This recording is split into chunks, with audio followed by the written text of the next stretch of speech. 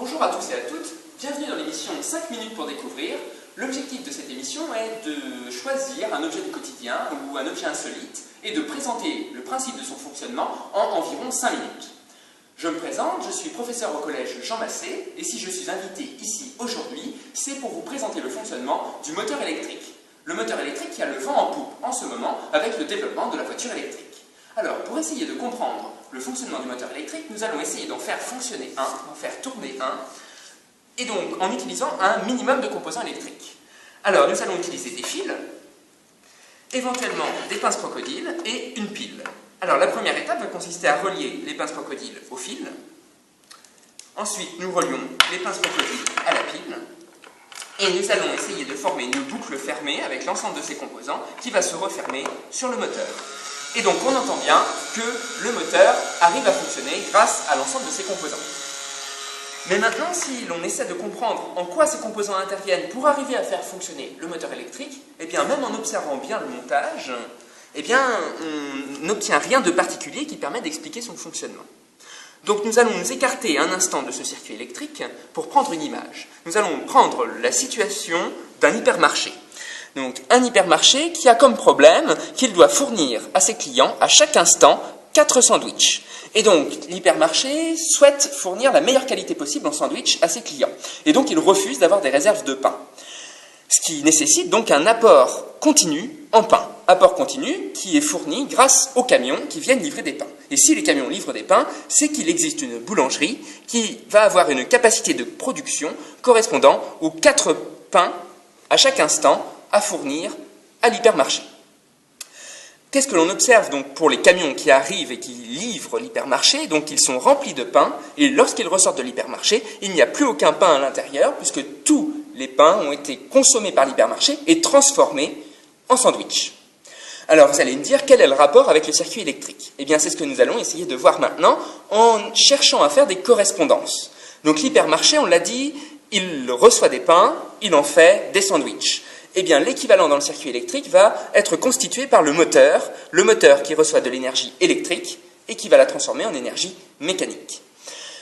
Les pains, eh bien, ils proviennent de la boulangerie donc qui va fabriquer ces pains.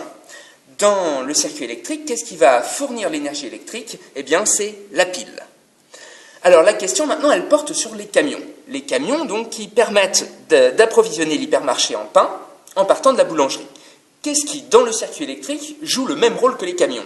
Alors, lorsque l'on observe le montage, eh bien, même avec le moteur en fonctionnement, on n'arrive pas à distinguer les éléments qui permettent d'apporter l'énergie au moteur. Et c'est normal, puisque les éléments qui permettent d'apporter l'énergie au moteur sont des particules extrêmement petites. Tellement petites qu'on n'arrive pas à les voir à l'œil nu.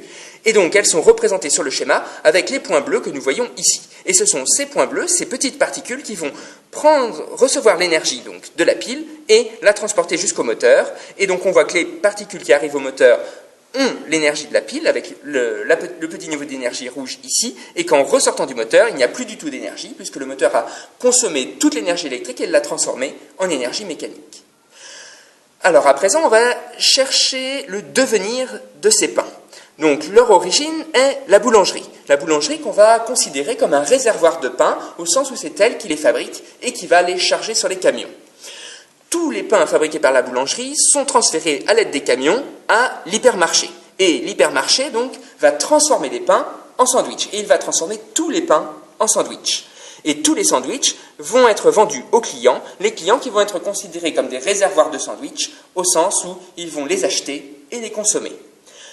Et maintenant, nous allons chercher le parallèle au niveau du circuit électrique. Donc, l'équivalent de la boulangerie va être constitué par la pile, qui va être un réservoir d'énergie électrique et qui va fournir cette énergie à chacune des particules qui la traversent. Et les particules vont envoyer toute cette énergie au niveau du moteur, qui va la transformer en énergie mécanique. Et cette énergie mécanique, eh bien, elle va être dissipée dans l'environnement, comme on peut le voir sur le montage, lorsque le moteur tourne. Eh bien, il y a un mouvement de l'air, ce que l'on peut observer donc aux alentours du moteur. On voit ici donc que l'exemple de l'hypermarché nous a permis d'expliquer le fonctionnement du moteur.